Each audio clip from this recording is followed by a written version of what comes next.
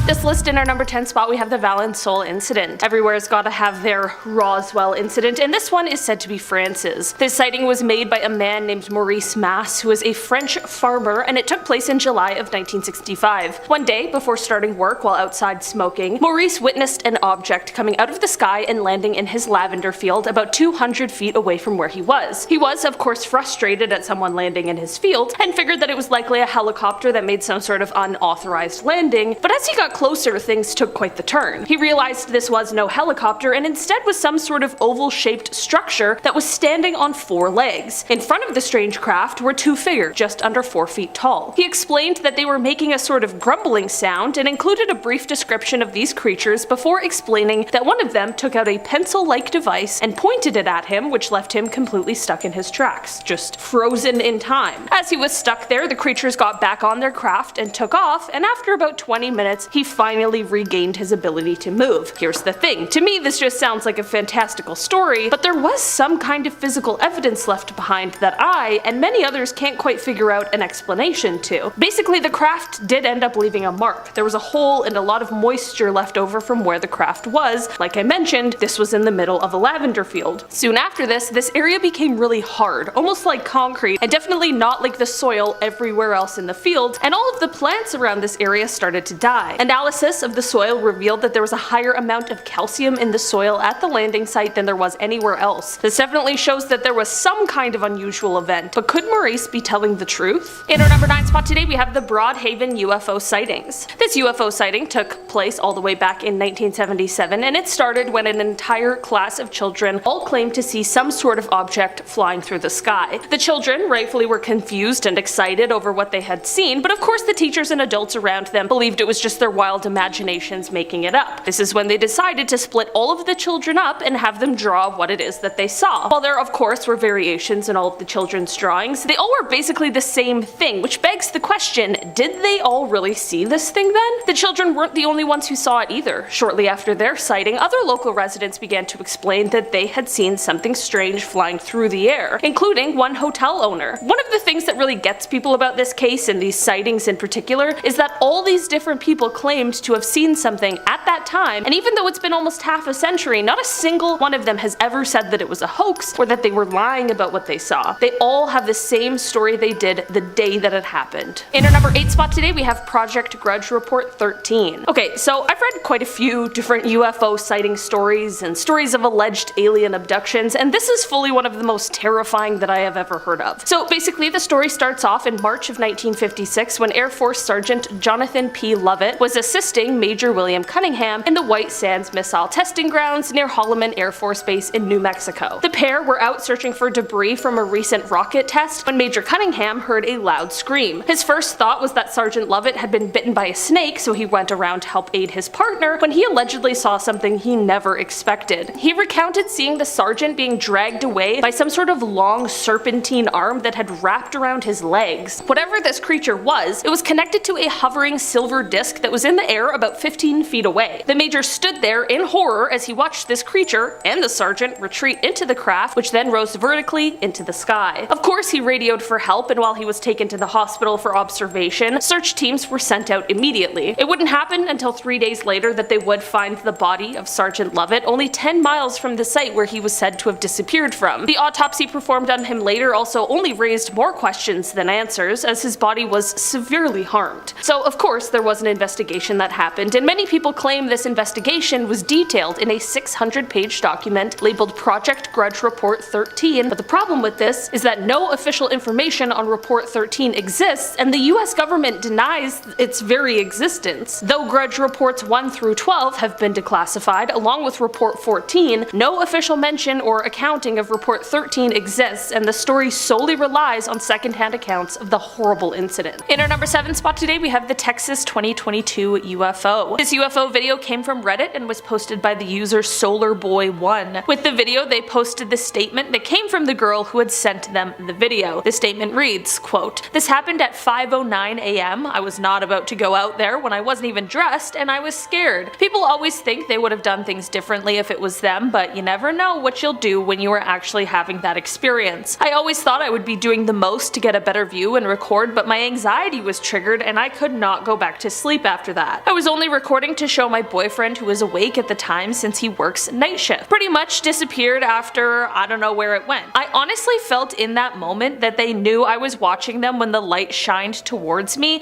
It was so bright. That's when I got really scared. I have a Tia that's kinda psychic. Like, she just always knows things and sees stuff, and she called me right after it happened because I sent the video in our family group chat. She said, "We are going to start seeing UFOs more often in this new year and that they are going to reveal themselves more." I know I don't know her, but I fully trust this lady's aunt. I feel like she knows something, and considering this was before all of the UFO panic in the last few weeks, it seems like she really was onto something. In our number 6 spot today, we have the Las Vegas UFO. Back in December of 2022, just a couple days before Christmas, residents and visitors in Las Vegas were stunned as they looked up to the sky and saw something none of them had ever seen before. It appears as though an object with big glowing lights on it was hovering in place just above the clouds. Not only this, but the moving lights from the Las Vegas Strip, every time they ran past this object, rather than illuminating it, it seemed as though the object just reflected the light in a very odd way you wouldn't necessarily expect. Of course, Reddit blew up with videos and photos and questions and theories, and there is a leading theory, but I personally am not totally convinced. Basically, they say that this was all due to a really rare phenomena that is almost never seen in Las Vegas except for somehow that night. Basically, they say that the weird lights and reflection and everything is just a result of ice crystals hanging in the air. Of course, I'm sure there's a more sciencey explanation, but to me, this all just seems a little too convenient. In our number 5 spot today, we have the Rendlesham Forest incident. This incident is often referred to as Britain's Roswell incident, and it took place in December of 1980. The incident took place in the Rendlesham Forest, which is a pine forest in England that, at the time, sat in between two United States Air Force bases, RAF Bentwaters and RAF Woodbridge. Over several nights around this time of year, a number of credible military personnel reported strange and colorful lights both above as well as in the forest. Some of those who were sent to investigate the strange lights reported seeing a triangular craft at close range, and there was even a famous audio tape made of the encounter. After these happenings, the UK Ministry of Defence claimed that the incident posed no threat to national security, and because of that, it was never investigated further. What really happened in the forest all of those years ago remains a total mystery, but those who actually witnessed the lights in the aircraft are said to have remained totally baffled. In our number 4 spot today, we have the New Jersey UFO. This UFO sighting took place in 2001 just above the New Jersey Turnpike. On July 14th, 2001, just after midnight, for around 15 minutes, motorists driving down this highway stopped to stare at the sky to witness what no one could believe. There were strange orange and yellow lights in a V formation just above the Arthur Kill waterway. There were a ton of witnesses who were all extremely confused and shocked as to what they were seeing. Air traffic controllers initially denied that there were any flying objects that could have caused the mysterious lights, but a group that is called the New York Strange Phenomena Investigators claimed that they received radar data that night that would corroborate the story that the witnesses were telling. It may not have been aliens, but it certainly was some sort of unidentified flying object that no one had ever seen before, and there were people from all walks of life witnessing it together. In our number 3 spot today, we have the Belgium wave. Nearing the end of November of 1989, citizens of Belgium were shocked to report seeing a big triangular UFO hovering in the sky. Aside from these reports from the visual witnesses, however, there wasn't any physical evidence supporting the existence of the UFO. Flash forward to a few months later in March of 1990, and new sightings began to pop up, but this time their presence was being confirmed, this time by 2 military ground radar stations. Here's where things get really strange though. 2 F-16 fighter jets were sent out to investigate what was going on, and this is when the pilots found that they couldn't see anything visually, but their radars were able to spot the target. While trying to keep track of these objects, the UFOs were just moving way too fast, and the pilots ended up losing track of them. In the end, there were about 13,500 people who witnessed this UFO incident, which has made it one of the most widely experienced UFO sightings of the modern era. The Belgian Air Force had no idea what it was that was witnessed, but they thankfully did acknowledge that some sort of unknown activity had taken place, instead of just trying to sweep it under the rug and pretend like nothing happened. In our number 2 spot today, we have the cylinder UFO. This UFO sighting doesn't really come with a crazy story or anything, but the video truly does speak for itself. It's weird, and if I saw this on an afternoon with a perfectly clear sky, I would probably take my phone out and start recording as well. The video was taken in the summer of 2021 around noon one day by Reddit user sky broke the box. The video shows them zooming in and out on some kind of object that is flying through the sky, but it's like nothing I've ever seen before. I don't know if you've ever had like a floater in your eye before, but at first it kind of looks like that, like some weird cylinder just floating around. But the appearance changes slightly when it seems like maybe the sun is reflecting off of it. People in the replies have tried to speculate over what it could be that is in this video, but no one is entirely sure, so I have to ask, what do you think it is? In our number 1 spot today we have Flight 1628. Back on November 17th, 1986, Japan Airlines cargo flight 1628 was flying from Paris to an airport near Tokyo when they had a very strange UFO encounter. On the part of the flight where they were over Alaska around 1711, the crew witnessed 2 unidentified objects to the left of their craft. The 2 objects rose up quite quickly to meet the craft and continued to fly alongside it. Each object had 2 rectangular things that are said to have appeared to be some sort of glowing nozzles or thrusters, but the crew on the plane couldn't see much else. They weren't able to see if there was anyone or anything inside. The closer these objects came to the plane, the more light was let inside, so much so that at the closest points the plane's cabin was totally lit up, and the captain even said he could feel the heat from the lights on his face. After this, the 2 objects left, but this was not the end, because a third, much larger disc-shaped object showed up and started following the plane. In the end, the plane needed to make an emergency landing in Anchorage, Alaska, because this third craft was seriously large and incredibly frightening, and they just needed to figure out what was going on. The plane landed successfully and investigations were conducted, but to this day, no one is exactly sure what the men on board saw, but the entire crew witnessed the exact same thing. Starting off this list in our number 10 spot, we have the Lake Huron UFO. Just this past weekend, on Sunday, February 12th, US officials were able to confirm that the Air Force and the National Guard had downed a UFO that was seen over Lake Huron, which has a shoreline that is shared by the US state Michigan as well as the Canadian province of Ontario, where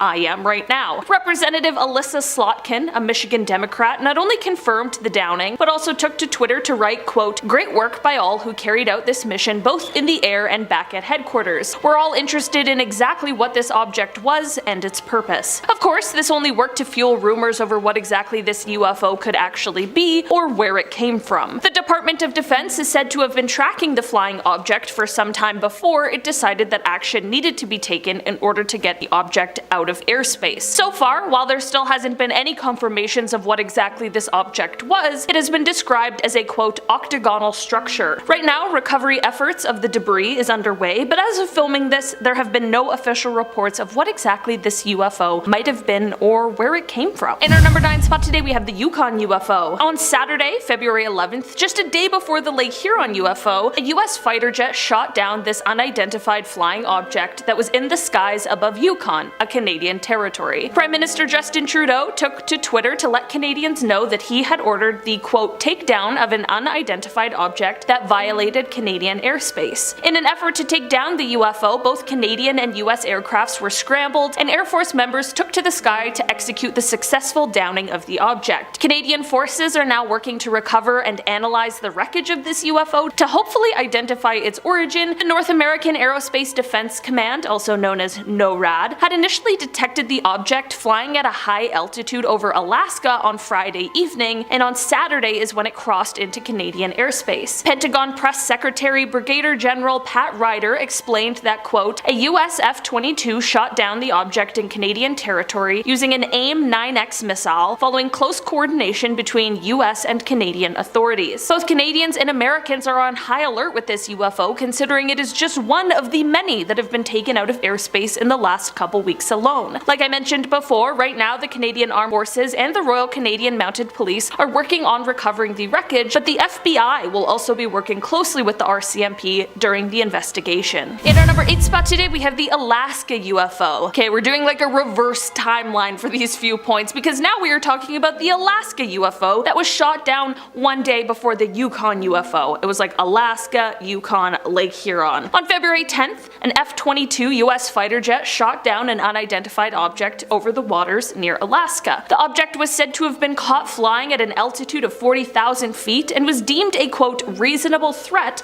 to aviation, which is why the orders were given to take it down. The object was first detected the day before, and a flyby happened on the Thursday it was seen, before the second flyby and takedown which took place on the Friday. Here's where things get really suspicious though. The pilots who were sent up to investigate and take down the UFO all gave differing reports of what it was that they saw. Some of the pilots even say that the UFO interfered with their sensors, and others claimed that they couldn't see any kind of propulsion system on the object, which poses the question, how could it have possibly been just casually cruising 40,000 feet in the air? In a statement over the weekend, the US Northern Command said that they have no new information about the object's quote capabilities, purpose, or origin, and they also explained that the recovery efforts are being slowed down by the icy conditions in the region. The National Security Council Coordinator for Strategic Communications, John Kirby, said of the object, quote, "We're calling this an object because that's the best description we have right now." He continued to say, quote, "We don't know who owns it, whether it's state-owned or corporate-owned or privately owned, we just don't know."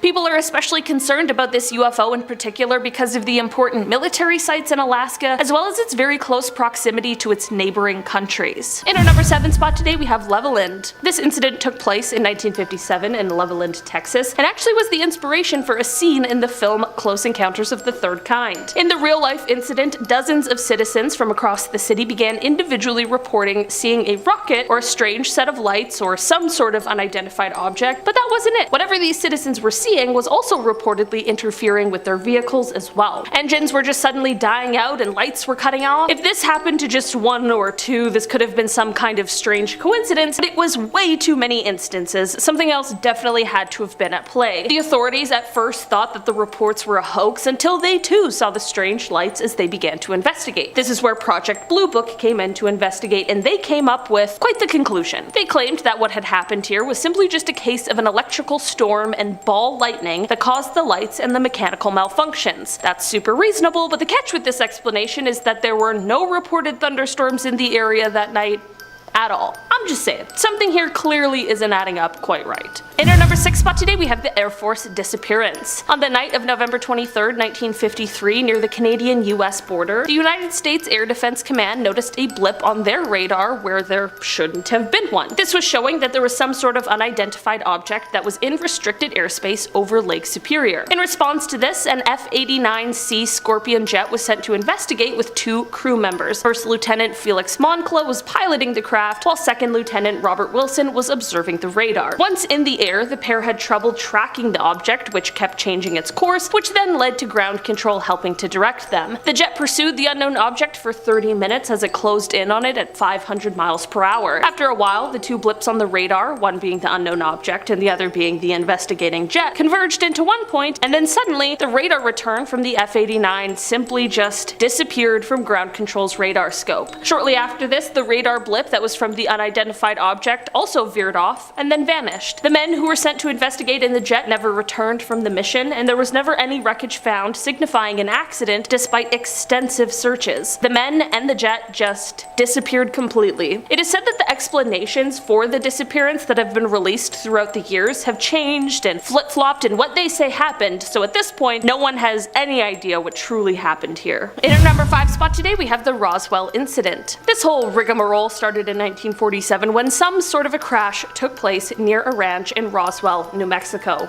Shortly after this, the Roswell Army Airfield released a statement saying that they had recovered a flying disc from the ranch, but the Army quickly retracted the statement and said that it wasn't that, but instead was a conventional weather balloon. This was a little sketchy, but most people just let it slide until the 1970s. What happened in the 70s is that a retired lieutenant colonel began to speak out. In an interview with a UFO researcher, he said that the weather balloon story was a cover-up and that alien remains were actually recovered from the crash site. There were both first and second-hand witnesses who claimed that not only were there at least one, but possibly more alien spacecrafts that had crashed at the scene, but also that extraterrestrial remains were also recovered by the military, who then began to engage in a cover-up. In 1994, the story changed from a weather balloon to nuclear test surveillance balloon from Project Mogul, and it was stated that the stories of the alien bodies were probably just test dummies that had been dropped from high high altitudes. I'm not gonna lie, this whole thing sounds a little sketchy. I obviously wasn't there, so I can't say for certain what happened, but someone is definitely lying about it. In our number 4 spot today, we have the Foo Fighters. On a late November evening in 1944, nearing the end of the Second World War, Lieutenant Fred Ringwald was riding as observer in a night fighter that was being piloted by Lieutenant Ed Schluter with Lieutenant Donald J. Myers on radar. The men were in the Rhine Valley, which sits north of Strasbourg on the French and German border, when Lieutenant Ringwald saw something. He said, quote, "I wonder what those lights are over there in the hill." When the rest turned to look, they saw 8 to 10 fiery orange glowing lights. They checked with the ground radar, but nothing was registering. The men thought that there was a chance that these lights could be some kind of air weapon, so they turned themselves to be ready to fight, only to have the lights suddenly vanish. The 3 men who experienced the strange lights at first didn't tell anyone about what they saw because they feared being ostracized by those around them. This all changed, however, when stories of similar sightings began to spread through their unit. As it would turn out, many other pilots and flight crews experienced these same orange glowing lights, and one pilot even experienced a strange cigar-shaped flying object in this scenario. In this instance, the UFO was described as, quote, "a wingless cigar-shaped object glowing red just a few yards off the plane's wingtip." Lieutenant Krasny, justifiably spooked, instructed the pilot to attempt evasive maneuvers, but the glowing object stayed right next to the jet for several minutes before it, quote, "flew off and disappeared." Throughout the years, the explanations for what these people saw have ranged from things like combat fatigue to the works of Nazi astrophysicists, so at this point, what exactly happened here remains quite a mystery. In our number 3 spot today, we have the Shag Harbor incident. This UFO encounter is often referred to as Canada's Roswell, so I was shocked that I hadn't heard of it before. Basically, this incident took place on October 4th, 1967, when an unknown object crashed into the water near Shag Harbor, which is a tiny town in Nova Scotia. There were at least 11 people who witnessed this object as it crashed, and many people claimed to have heard a whistling sound followed by a loud bang when the crash took place. The witnesses that claimed to have seen the UFO were all doing a bunch of different things at the time. One couple was just sitting on their porch, but the 2 witnesses that really get me are a flight pilot and a ship captain. On Air Canada Flight 305, First Officer Robert Ralph pointed out to Captain Pierre Charbonneau that there was something strange out the left side of the aircraft. They reported an object tracking along on a parallel course a few miles away and described it as a brilliantly lit rectangular object with a string of smaller lights trailing it. Shortly after they noticed it, there was a large but silent explosion near the unknown object, and then 2 minutes later there was a second explosion, but this one faded to a blue cloud. As for the ship captain, Captain Leo Howard Mercy saw 4 blips on his Decca radar that were totally stationary. This led to him looking up to the sky, and this is when he saw 4 bright objects sitting in a rectangular formation about 28 kilometers from the vessel's window. He wasn't the only one who saw it on board. The entire crew of nearly 20 fishermen stood on deck and watched. A man named Laurie Wickens was another one of the witnesses, and he and some friends ended up calling the RCMP, the Royal Canadian Mounted Police, because they saw a huge object floating in the Atlantic Ocean about 1,000 feet offshore. This is all super weird, and not only the RCMP, but also the Royal Canadian Navy and the Royal Canadian Air Force became involved in the investigation, but nothing was ever recovered or found. But it was also revealed that all commercial, private, and military aircrafts along the eastern seaboard were totally accounted for. So what could these witnesses have all seen? Since they never officially identified what it was, in the official Government of Canada documents it is listed as a UFO. In our number 2 spot today, we have the Betty and Barney Hill case. The Betty and Barney Hill case is definitely one of the most famous UFO abduction stories ever told, and it absolutely has some pretty compelling components. Basically, the story goes that the 2 were driving on a road in New Hampshire one night on the way home from a trip the pair had taken. Before they got into the car on their way home, they were in a diner and figured that if they really pushed through, they could beat the wind and rains from an approaching hurricane. It was 10 p.m. when they left the diner, and they figured by around 2 a.m., 3 a.m. latest, they'd arrive home. As they drove, out of nowhere, a bright light started to follow them. Suddenly, they arrive home and it's somehow daylight, and their clothes are dirty and ripped, and their watches had stopped working. This is all jarring enough, but neither Betty nor Barney could figure out what happened. They were both missing time. Later, during a session with a psychiatrist, they were able to recall being touched by aliens during their abduction. Project Blue Book would come to investigate their claims, and while people remain skeptical, no one has ever been able to debunk their story. This officially went on to become the first ever widely publicized abduction story, and to this day, people still debate what really happened to the Hills. And finally, in our number 1 spot today, we have the Westall incident. Taking it back to 1966, we have the largest mass UFO UFO sighting in Australia that, at the time, was largely ignored. This incident took place when over 300 students and staff members of a school in Melbourne all witnessed multiple UFOs silently flying through the air before they landed in a nearby field. While there's been a ton of speculation about this incident in the many years it's been, one witness account stands out among the rest, and that is the account made by the science teacher from the school, Andrew Greenwood. He was alerted to the UFO event by a hysterical student, and when he went outside to see for himself, everything changed. Previously a skeptic of UFO stories, Andrew's mind was abruptly changed when he saw, as he described it, a round silver object about the size of a car with a metal rod sticking up in the air. He went on to explain that suddenly 5 planes came and surrounded the object, all while more people were gathering to watch. He called what happened next the most amazing flying he had ever seen, explaining that, quote, every time they got too close to the object, it would slowly accelerate, then rapidly accelerate, and then move away from them and stop. Then they would take off after it again, and the same thing would happen. This went on for about 20 minutes before the mysterious object just vanished. As weird as this all was, what was almost weirder was what happened next. Firstly, the headmaster of the school is said to have tried to put a stop to anyone talking about the incident at all, threatening severe punishment to any student or staff who was caught speaking about it, and when the Royal Australian Air Force contacted him, he refused to talk to them about it. There have also been stories of witnesses getting visits from people warning them not to speak of the incident. Andrew explained, quote, when he asked the physical education teacher to describe what she had seen herself so that he could compare it with his own observation, she just wouldn't say anything. Another witness who did talk to Andrew and described what she had seen in great detail, just 30 minutes later refused to speak to him and wouldn't say a word. Was this because of the threats from the headmaster,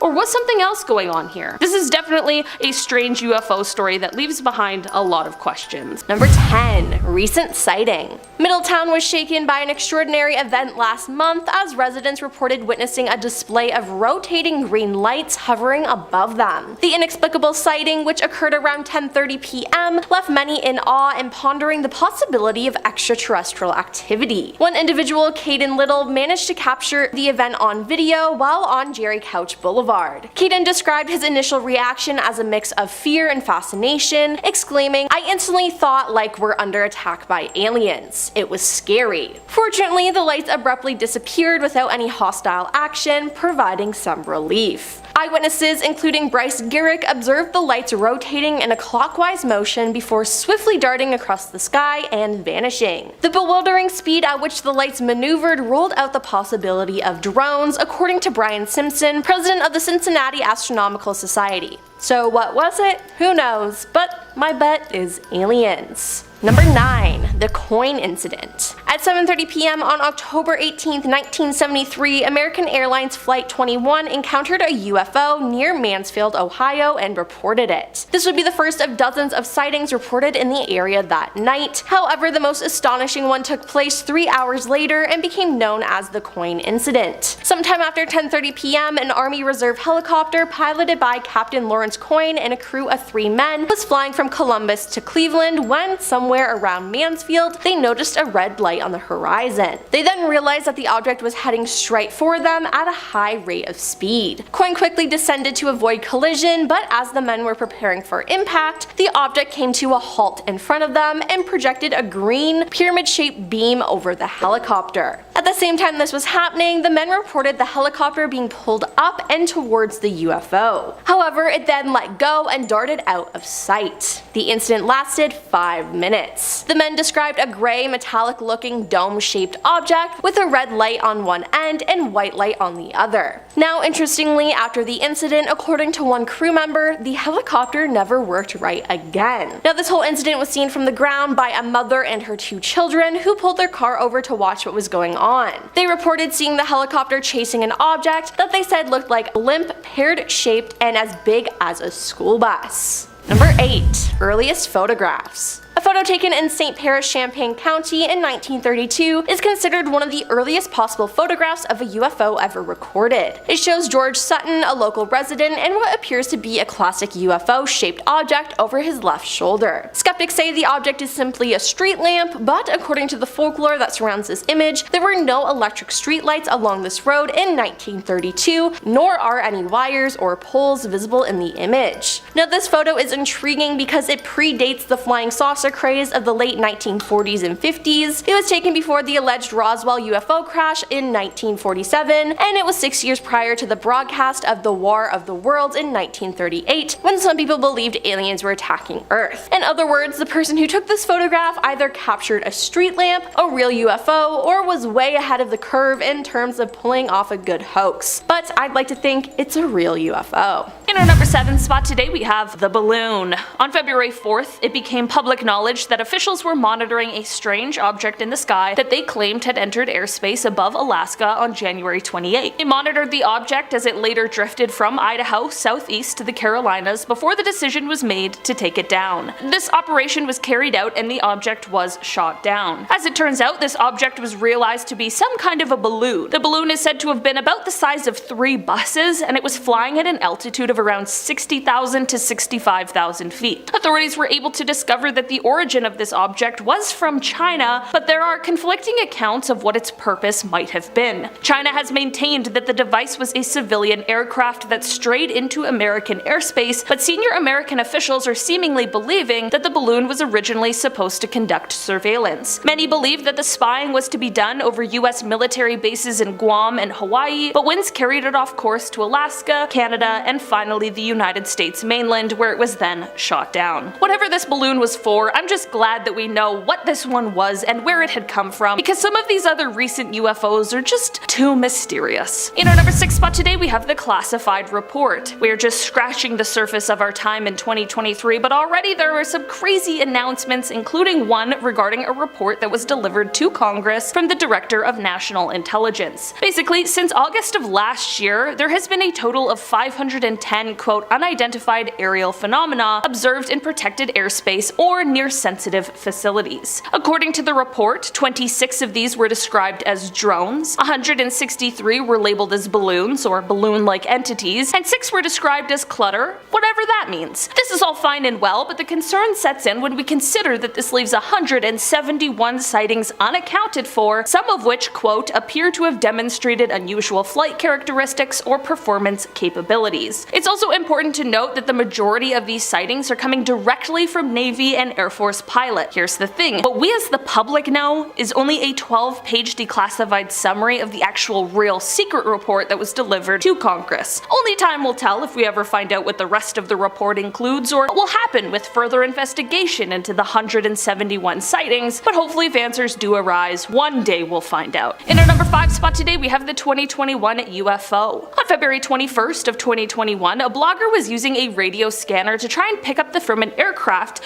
when he received much more than he ever expected. He intercepted the transmission of the wrong aircraft, but at the right time. As an American Airlines flight was headed from Cincinnati to Phoenix around 1:19 p.m., the pilot came on the radio to ask the question, "Do you have any targets up here? We just had something go right over top of us." After this, he followed up with, "I hate to say this, but it looked like a long cylindrical object that almost looked like a cruise missile type of thing moving really fast right over the top of us." Not only were FAA air traffic controllers not able to see any object in the area on their radar scope, but they still have been unable to identify exactly what it could have been. This does happen more often than any of us really know, and it is possible that the object could have been a part of some covert military or Navy operation, but it certainly raises some alarm bells that it was unable to be tracked in any sort of capacity. I wonder if this is one of those stories that will remain a mystery, or if one day we'll get some sort of answers as to what exactly happened here. In our number 4 spot today we have the 2023 sighting. This UFO video was taken recently on January 22nd, and the video was posted to Reddit by a user called MaxKeller96, and with the video they gave some context. Quote, "My sister, dad, and I were out hiking near Picket Post when one of us noticed something glimmering near the mountain, so we stopped to look at it. All I could really make out is that it was a small bright dot in the sky. After a good 15 seconds of staring at it, just silently hanging in the air, trying to figure out what the was, I started recording. Sorry it's shaky, I could barely see my phone screen and was trying to get a good look at it with my own eyes. It then dropped 2 flare-looking things, though my sister swears she counted at least 3, and then it instantly sped off, heading south-ish. Up until that point, I thought it might have been a helicopter or a drone, as there's a lot of military/Air Force-based stuff out here, but there's no way anything can accelerate that fast. We all lost sight of it nearly instantly after video cuts, and we were all properly freaked out about it. I've replayed the video probably 100 times and tried showing it to everyone I know, and no one had any idea what it could be other than a super high-end drone. If you think you know, please let me know. After watching the video also probably 100 times, I can definitely say that I have no idea what they all saw that day, because I also really don't think it was a drone. I also have to say that this video even gathered people together on Reddit, and that is no easy feat. Redditors are ruthless, and often very skeptical, and still people are pretty on board and confused over what this could have been. In our number 3 spot today, we have the USS Princeton UFO. This UFO sighting comes from 2004, but footage of it was released in 2017. On November 14th of 2004, the USS Princeton noticed an unknown aircraft of some sort that was about 100 miles off of the coast of San Diego. For 2 weeks prior to this crew had been tracking a strange flying object that would start out around 80,000 feet before extremely quickly dropping to hover right above the Pacific Ocean. Black Aces Commander David Fravor and Lieutenant Commander Jim Slate of Strike Fighter Squadron 41 went over in 2 fighter jets in order to kind of scope out the situation, and when they arrived, they saw what at first appeared to be churning water while there was an oval shape just below the surface. After this, a white oval-shaped object appeared above the water, but it had no markings on it, like no windows, nothing that would indicate an engine, no wings, and the infrared monitors on the jets didn't pick up any sort of exhaust, which is especially peculiar when we think of what the pilots who just shot down the Alaska UFO said. No propulsion, right? Gives me chills just thinking about it, because how could that be possible? The commander and lieutenant commander tried to intercept this strange aircraft, but it very quickly flew away and reappeared on the monitor 60 miles away. Like, when I say quickly, I mean it was moving at 3 times the speed of sound and over twice the speed of the fighter jets. Faster than any kind of technology we currently have. We still don't know exactly what this was, because it definitely seems like we don't have the technology to make this sort of thing possible. In our number 2 spot today, we have the Chicago UFO.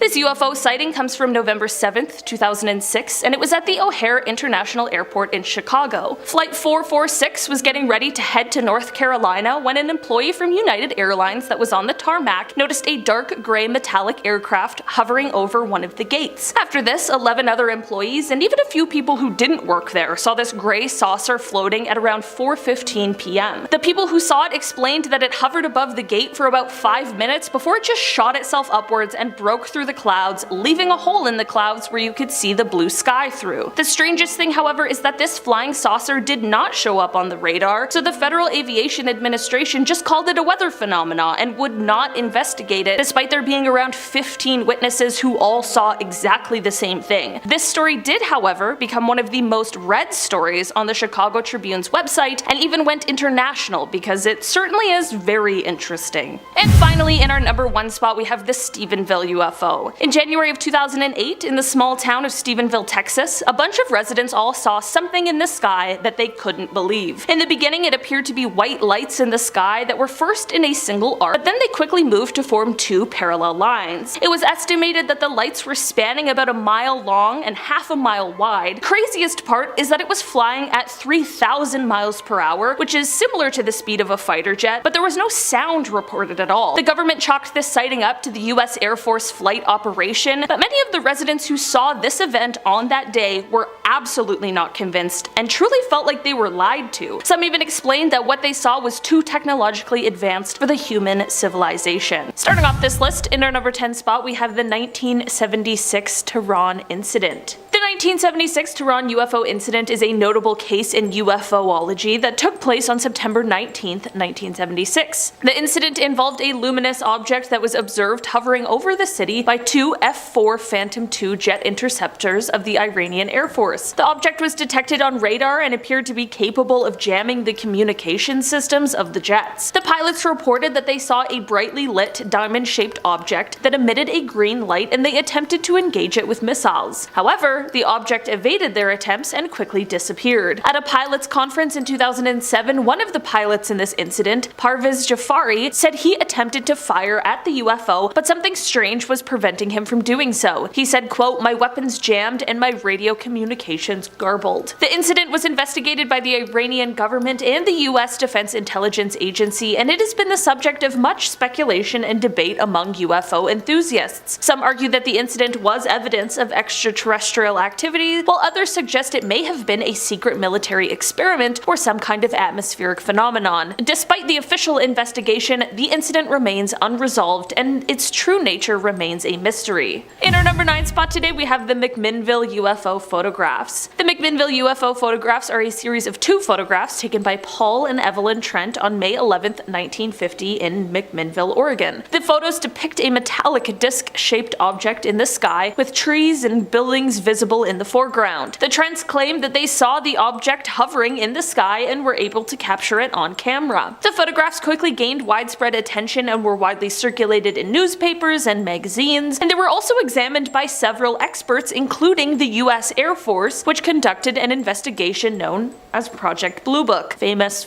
project here on Most Amazing Top 10. The Trents maintained that the photographs were genuine and that they had not tampered with them in any way. However, some skeptics have suggested that the photographs may have been hoaxed or that the objects in the photographs were just a common object. Despite the controversy surrounding the photographs, however, they remain one of the most famous and well-known UFO sightings in history. The photographs have been the subject of numerous articles, books, and documentaries, and have inspired countless discussions and debates about the existence of UFOs and extraterrestrial life. In our number 8 spot today, we have the USS Nimitz Tic Tac UFO incident. This UFO sighting comes from 2004. On November 14th of that year, the USS Princeton noticed an unknown aircraft of some sort that was about 100 miles off of the coast of San Diego. For 2 weeks prior to this, the crew had been tracking a strange flying object that would start out at about 80,000 feet before extremely quickly dropping to hover right above the Pacific Ocean. Commander David Fravor and Lieutenant Commander Jim Slate went over in 2 fighter jets, and when they arrived, they saw what at first appeared to be churning water while there was an oval shape just below the surface. After this, the white oval-shaped object appeared above the water, but it had no markings on it.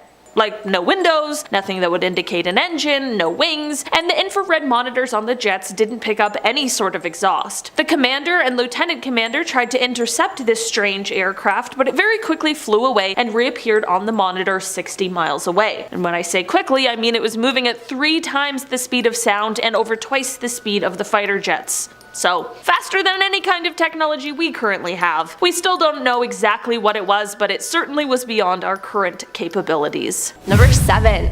The Carnival. As a way to raise money, Father Gregory Miller decided to host a carnival in August of 1949. The church sought help from Sergeant Donald R. Berger, and on the first night of the carnival, sometime after 8 p.m., he was operating the searchlight when it came upon a massive object in the sky. His log states the object was stationary, appearing as a glowing disc. When I moved the searchlight away, the disc continued to glow. He estimated the object to be around 25,000 feet high and reported that the sky was clear with a thin haze at altitude. More than 100 people saw the object that night, including Father Miller. Maybe nothing more would have come from this incident, but the next day, local newspapers carried stories about strange lights being reported all over Cincinnati, not just at the carnival. At least 3 major newspapers in the area ran stories about the sighting, so it definitely was something.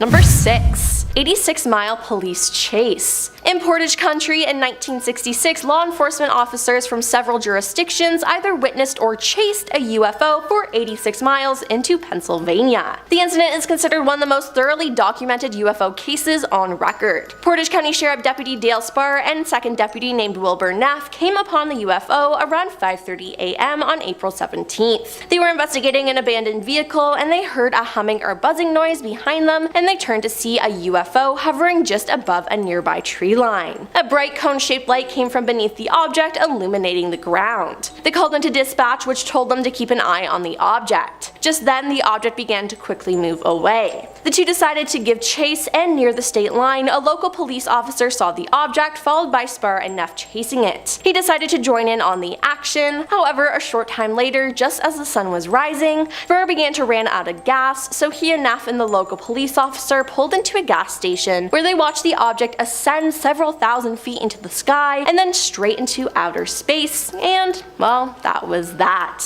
Number 5. October 11th, 1973. October 11th was quite the night for Ohio residents as there were many UFOs spotted. In Dayton, at least 15 sightings were reported. Many witnesses reported seeing objects covered with red, green, and blue lights hovering over treetops in the area. A Montgomery County Sheriff's deputy reported seeing an oblong object covered with lights that appeared stationary in the sky at treetop level for several minutes until he tried to shine his cruiser's spotlight on it. It then zoomed towards him and then shot straight up in the sky. Then in Troy, according to an article in the Columbus Dispatch from October 12, 1973, titled UFO Reports Proceed Boom, on October 11th, Troy patrolman Early Thomas and about 100 Troy residents said they watched a hovering red, green, and white object move across the southeastern sky. Now, just to note, this happens to be the direction of Wright-Patterson. About 15 minutes later, law enforcement agencies in Miami, Champaign, and Logan counties received hundreds of telephone calls after a sonic boom was heard. They received more calls when a second sonic boom was heard just after midnight,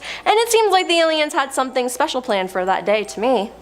Number 4. Trumbull County UFO Incident. Featured on the History Channel and numerous UFO documentaries, the Trumbull County UFO incident in northeast Ohio is exceptional because it was witnessed by numerous police officers and a 911 dispatcher, all of whom were being recorded as they spoke back and forth about the strange events unfolding the evening of December 14th, 1994. It was also seen by many members of the public as well. Now, around midnight, Trumbull County 911 began receiving calls from residents about strange low-flying lights in the sky. The dispatcher sent out Liberty Townsend police officers to investigate. One of them was Sergeant Toby Melrose, who saw a light. He got out of his car and looked up to see what he described as a giant circular-shaped object and intensely bright in the center section. It made no sound at all. The object was there for about 30 seconds before moving away. Shaken, Sergeant Melrose decided to chase the object, as did many other police officers in the area. At least 14 law enforcement officers saw the object that night, with all of them discussing it openly on their radios. Number 3. 1973. There were many UFO sightings in 1973 in Ohio and its surrounding states. For example, in Columbus on September 30th, a Franklin County man claims to have discovered a landing site near his home after seeing a strange object in the sky. Weeds at the alleged site are crushed to the ground in a semi-oval area 20 by 30 feet wide. The man says the object whooped down in a zigzag pattern and dropped below the trees. There are several dozen sightings of strange objects in the sky reported in the area that night. Then in Middletown on October 7th, a giant orange-colored cigar-shaped object with 5 discs following it and making no sound is reported flying over the city at 10 p.m. Many people see it, and Wright-Patterson receives numerous calls. Now, these are just 2 examples of that year, but there are many, many more. Number 2. Circleville. On August 26, 2022, Pete Hartinger said UFOs were spotted in the area. An expert on the topic who has seen a UFO with his own eyes, Pete said several people reported seeing UFOs between 9 p.m. and 11 p.m., including a man who saw something in the sky as he was traveling on US 23 north of Circleville. He saw strange lights, and going on down, he saw some more strange lights. He knows some other people who saw them too, he said. The man said it wasn't right the way the lights were acting. The lights came down, hit the ground, and went back up, so forget about them being flares. Pete said the man, who wishes to remain anonymous, reported what he saw to the Roundtown UFO Society, a local group dedicated to studying these matters. Anybody who has seen strange, mysterious lights that have been in the sky, please let us know, he said. He said at least half a dozen people saw the lights. One person said they saw orange lights over the fairgrounds, he said, and another person said he saw some military aircraft coming in after he saw those lights. Were they coming in to investigate, or what? Since 1947, there have been several sightings of UFOs in the Circleville area, which is strange. And coming in at number 1 is Ohio is a beacon. According to the Mutual UFO Network of Ohio, MUFON, the state ranks among the top 10 states in UFO reports. Thomas Wortman with the MUFON said, "It's all sorts of things we get. We get the individual who is out walking their dog at night who reports seeing unusual lights that they just can't explain. They see the lights for a few seconds or minutes and they just want an answer." Now, the majority of these reports come from northeast Ohio, and Thomas says about 80% of what comes in the agency can be explained, but about 20% and up being classified as UFOs. Now, if you're waiting for the government to admit that aliens do exist, don't hold your breath, because the Time reports that the Pentagon isn't going to say that. But my question is, what is so special about Ohio? Coming in at number 10 is the orange disc. In 2020, a report of a UFO over the Vatican in 2007 came to life. UFO hunter Scott Waring believes the unidentified flying object's shape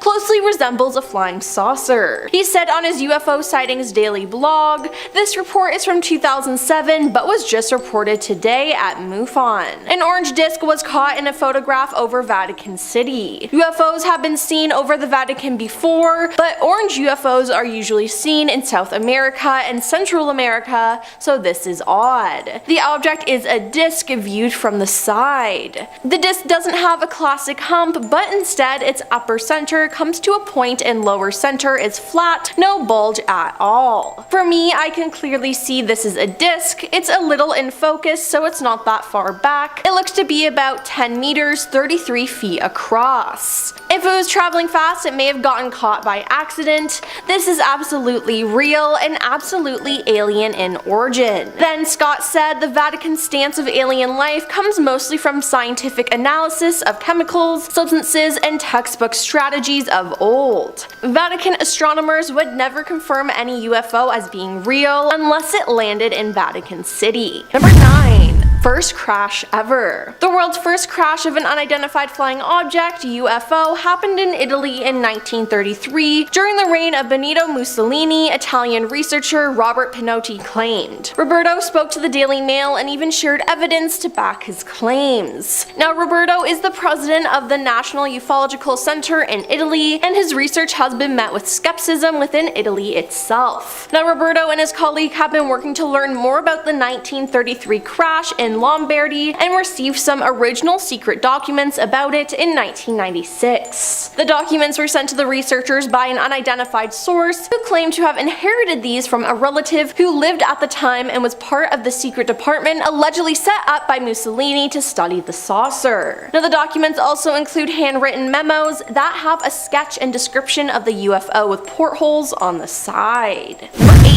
Donut UFO. In 1978, unidentified flying objects that gave off green, red, and white lights and had a donut-like hole in the middle were reported and in some cases photographed at dozens of places between Sicily and Milan in the north. It was reported by none other than the officers on duty in the operation of police headquarters. Dozens of people called, all with the same message. You see an enormous beam of green light just overhead. A lieutenant and non-commissioned officer, driven by curiosity, as they said later, ran out on the terrace and one exclaimed, "I see an enormous beam of green light." A bank clerk, Nino Raffagino, said he spotted an object just before midnight, made a dash for his 1000mm telephoto lens, and came up with a series of pictures that appeared in the press. One taken when the object was stationary, according to Nino, showed a disc of light with a hole in the middle. Officers that were alerted by citizens' calls also snapped pictures and sent them to the newspapers. Taken while the object appeared to be moving, they showed a long, wide streak of light in the dark sky.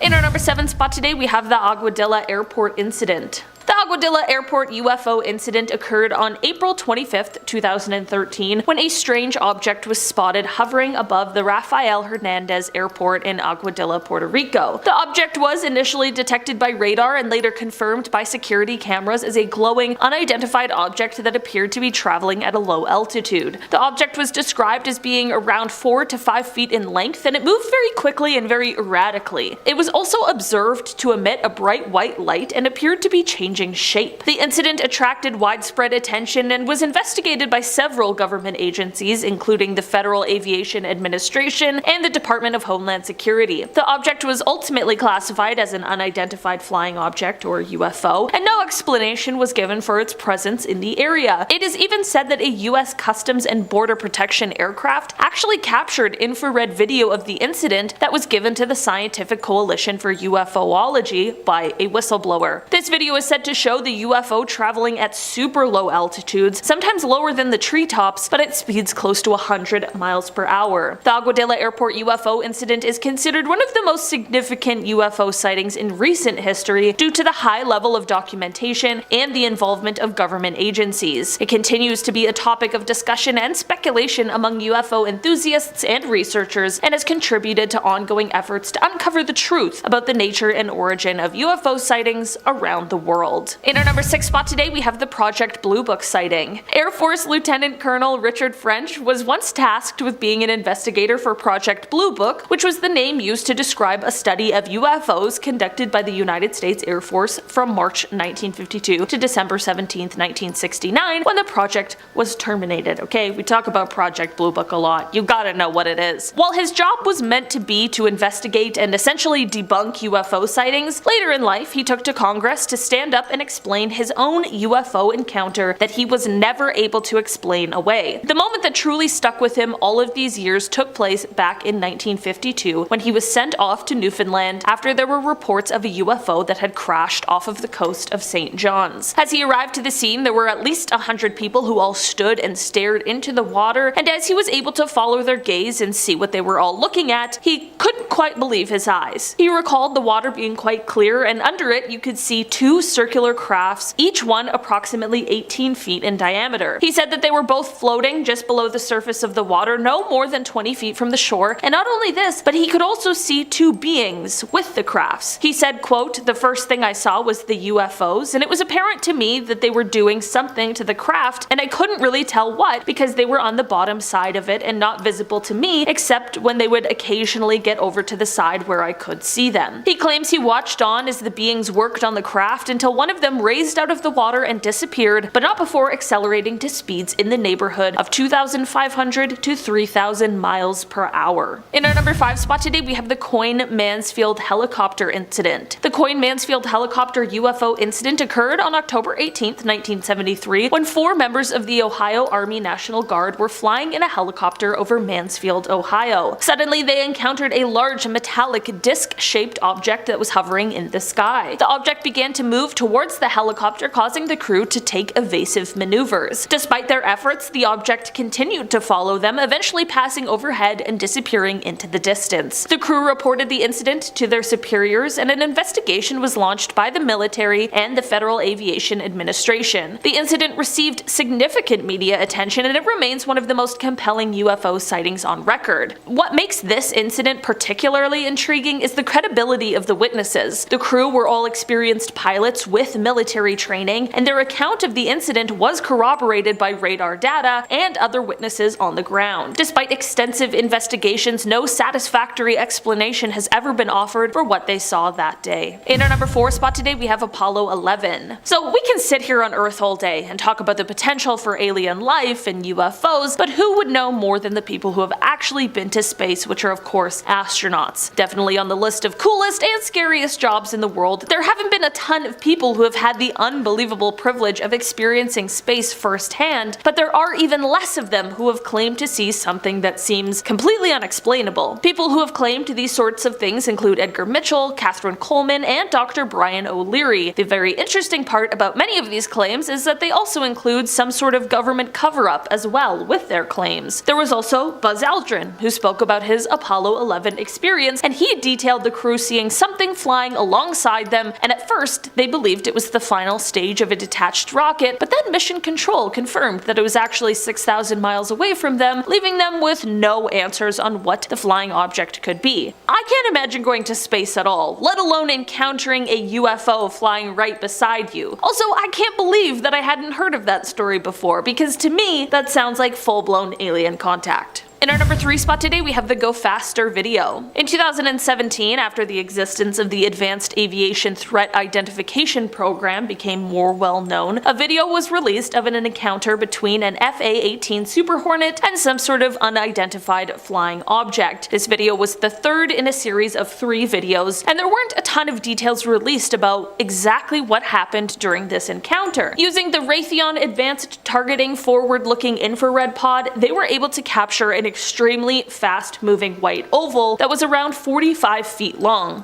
The oval had no wings and didn't appear to have any kind of exhaust either. They were tracking the UFO at an altitude of 25,000 feet just above the Atlantic Ocean, and then they were shocked as the craft rotated on its axis and flew away. There was no explanation released with the footage because it truly is unbelievable and currently unexplainable. In our number 2 spot today, we have the Delphos Ring incident. The Delphos Ring UFO incident occurred on November 2nd, 1971 in Delphos, Kansas, when a family witnessed a strange object hovering over their farm. The UFO emitted a bright light that illuminated the surrounding area and left a glowing ring in the ground after it disappeared. The family reported the incident to the local sheriff, who took a sample of the ring for analysis. Investigations were conducted by several experts, including the Aerial Phenomena Research Organization, who collected soil samples and found that the ring was caused by the removal of topsoil, which had been exposed to a high amount of heat. Additionally, a high level of radiation was also detected at the site. The incident received widespread media coverage and sparked debates about the existence of extraterrestrial life and the possibility of alien visitation. Some skeptics argued that the incident could have been caused by natural phenomena or a hoax, but the witnesses maintained that they saw a genuine UFO. Despite the years of investigation it's been, no conclusive explanation for the incident has been found, leaving the mystery of the Delphos Ring UFO unsolved. In our number 1 spot today, we have the Shag Harbor incident. This incident took place on October 4th, 1967, when an unknown object crashed into the water near Shag Harbor, which is a tiny town in Nova Scotia. There were at least 11 people who witnessed this object as it crashed, and many people claimed to have heard a whistling sound followed by a loud bang when the crash took place. The witnesses that claimed to have seen the UFO were all doing a bunch of different things at the time. One couple was just sitting out on their porch, but the two witnesses that really get me are a flight pilot and a ship captain. On Air Canada Flight 305, First Officer Robert Ralph pointed out to Captain Pierre Charbonneau that there was something strange out the left side of the aircraft. They reported an object tracking along on a parallel course a few miles away and described it as a brilliantly lit rectangular object with a string of smaller lights trailing it. Shortly after they first noticed it, there was a large but silent explosion near the unknown object, and then 2 minutes later there was a second explosion, but this one faded to a blue cloud.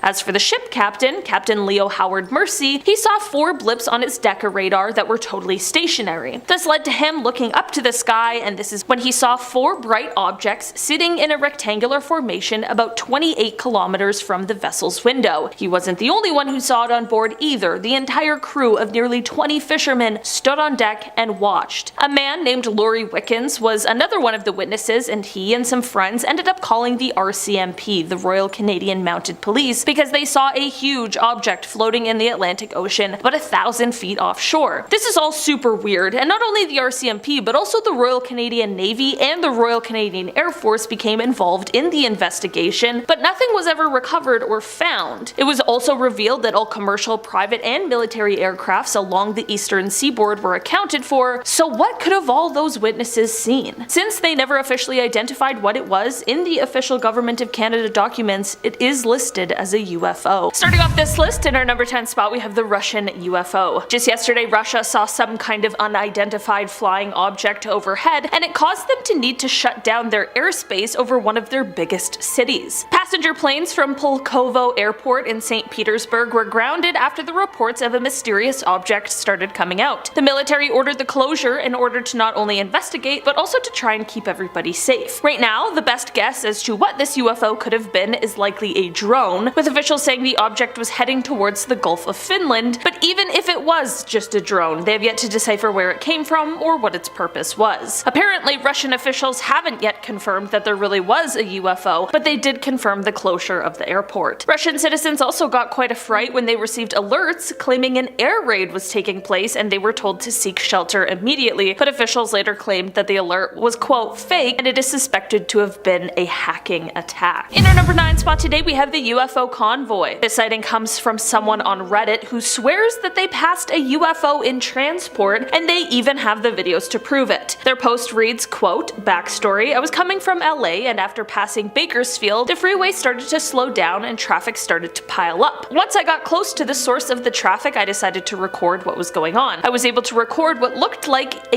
UFO saucer-shaped object. However, I did pass by it fairly quickly. Once I passed it, I kept questioning myself, what did I just see? But I decided to brush it off, thinking it might be replica for some UFO carnival or alien event. After passing the UFO about 5 miles out, I decided to take an exit and use the bathroom. After the restroom break, I got back onto the freeway the exact same time as the convoy with the UFO was passing me while I was entering the freeway. I was not able to make a video of that specific moment. Once I was on the freeway, I saw 2 vehicles blocking each lane going CA Highway 5 North. Both cars seemed to have federal license plates. As well, ahead of them was a convoy of 2 CHP trucks with their lights on, blocking both lanes. Ahead of the 2 CHP trucks was the big rig hauling the alleged UFO, and in front of it were 2 more CHP officers. Though I was able to make a video of the convoy as it was exiting the freeway, and when I looked at it under more light, I was amazed to see something so similar to a UFO. Again, I'm not clearly sure what I saw, but with all the circumstances and what was occurring in that moment, it seemed to be a UFO. Also, when shooting the last part of the video, the federal agent in the white pickup truck seemed to speed up and block my view of recording. At first I thought, why would they not cover it up if it was a real UFO of types? But then I thought, maybe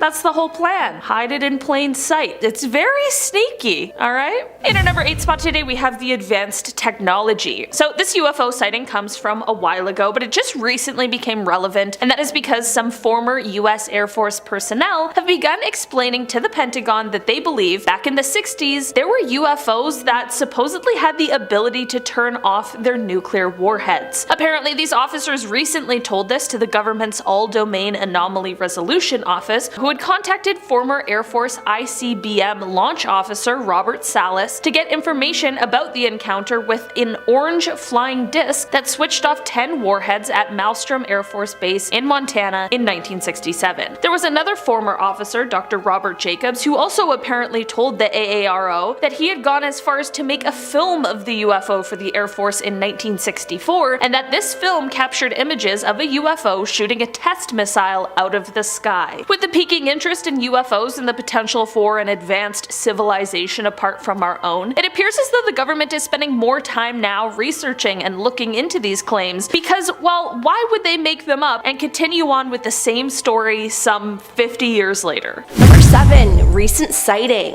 A low-quality blurred image said to depict a UFO or a weird object escorted by 2 military aircraft over northeastern Italy made the news. The photograph was published by some local media outlets which reported that around 7:20 p.m. on March 23, 2021, several witnesses noticed 2 aircrafts coming from the southeast and heading northwest, escorting from distance what was described as a large square or diamond-shaped object which incorporated from 10 to 12 fixed yellow lights. According to the reports, the object traveled very fast and left behind an intense trail, and the only noise that was perceived was that of the 2 planes flying at a lower altitude than the square object at a much lower speed. 1.5 minutes was the average duration of these sightings, enough to spark discussion of what this mysterious object was. So much so, the photograph was also brought to the attention of the Italian for National UFO Center, which started its own investigation. Number 6. 20-second sighting. There are episodes in Italy which whole crowds have witnessed inexplicable phenomena. On October 13, 2016, a series of people spotted a UFO in the sky over Geneva. The sighting lasts for 20 seconds, and there are those who had time to take photos or videos from different points in the city. The Air Force was contacted immediately,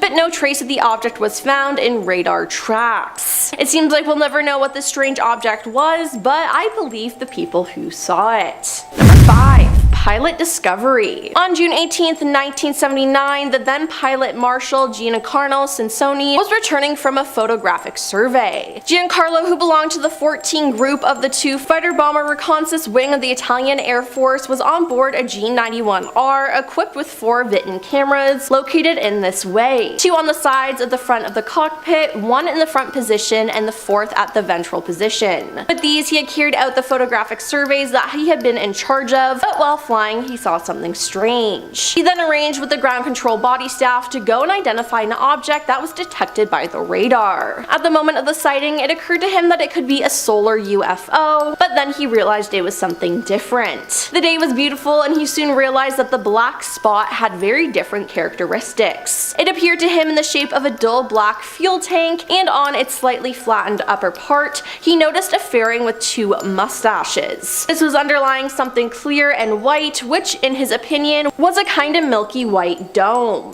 The characteristics of the surface did not allow the refraction of light, and the object appeared to have a length of about 6 to 8 meters and a width of about 3 meters. Now during the sighting, which lasted about 5 minutes, Giancarlo was able to take more than 80 photographs that showed the object was always in the same frontal position or slightly angled. In fact, this thing was never completely visible from the side, and it was as if the thing wanted to aim the plane. Number 4. Factory worker. On April 24th, 1950, a factory worker named Bruno Facciani was working the late shift and stepped outside to get some fresh air on his break. Investigating a bright glowing light, which he thought was a part of a factory transformer problem, he was shocked to see a circular shape glowing object with a ladder descended from its bottom. At the top of the UFO was a greenish glow which partially obscured a light-skinned being. The unusual being appeared to be welding something on the craft. Then he said several other small alien creatures emerged from the craft, and in a moment or two the ladder began to be drawn up into the mysterious craft, and the beings began to re-enter the craft through an invisible door of some kind. The full realization of what he was witnessing sent Bruno to run away from the frightening encounter. Now as he fled, he heard a sound like that of a large beehive. One of the remaining creatures pointed a type of weapon at him, and a beam of force knocked him to the ground. Although in pain, he was able to watch the aliens as they prepared the craft to take off. The beehive-like sound increased as the object made its way into the skies and vanished from view. Now the next day, Bruno made a full report of his encounter to the police force, and there were signs still visible of the activities of the night before. Police found burn patches on the ground and indentation marks of an extremely heavy object. They also found some odd green pieces of a metal-like substance. Number 3. Green Alien. On the night of December 6, 1978, night watchman Pierre Zanfretta was on a routine patrol when he stumbled into a series of terrifying encounters with extraterrestrial beings. His car inexplicably lost power en route to a client's unoccupied home. He then glanced through his window and saw 4 lights moving in the garden of the house he was coming to inspect. Assuming that the beams were coming from burglars, he climbed from his car with his revolver and flashlight in hand. Now just as he prepared to leap out to confront these trespassers, he felt something touch his shoulder from behind. Pierre spun around, but instead of finding a human criminal, he saw an entity that he described as being an enormous green, ugly, and frightful creature with undulating skin as though they were very fat or dressed in a loose gray tunic no less than 10 feet tall. It was flanked by 2 similar beasts. He said these beings were hairy, had greenish skin, had horns on the sides of their faces, yellow triangular eyes, and red veins embedded in their foreheads. He also described a unique self-illuminated mechanical apparatus that fit over their mouths. Now he was so shocked that he ran away, and I think that was the best option. Number 2. The abduction. In April 1962, Taylor Mario Zicala was walking home through the woods when, at a crossroad clearing where the path crossed a small canal, he felt himself struck by a sharp gust of wind. The object, like an inverted bowl, passed overhead and came close to the ground about 6 to 7 meters away. From its underside came a cylinder which opened up, revealing a diffuse of white light from which 2 beings emerged. They were 1.5 meters tall, dressed in metallic suits, wearing helmets with antennas. He then approached Mario and led him into the empty interior of the object, which was lit by the same diffuse light. He was unable to make out any details of the interior. They then let go of him as a voice from the inner part of the object, like one amplified by a microphone and as if resounding in a vast space, spoke to him in Italian. The only part Mario could remember was a message that at the 4th moon they would return at 1 in the morning to give him a message for humanity. He was then escorted out of the object and somehow found himself outside his own door. His wife heard 4 loud knocks, which he does not remember making, and found him terrified on the front porch. And coming at number 1 is the whistleblower. Pentagon whistleblower David Grush, in some more baffling claims, said the Vatican was fully aware of non-human intelligence's existence and that it assisted the United States in retrieving a UFO. Making some shocking revelations, David stated that a top-secret UFO retrieval program was run by the United States for decades, and added that the Vatican was involved in the first ever crash of a UFO as per media reports. David stated that the UFO's first recovery took place in Magenta, Italy in 1933. He added that the UFO was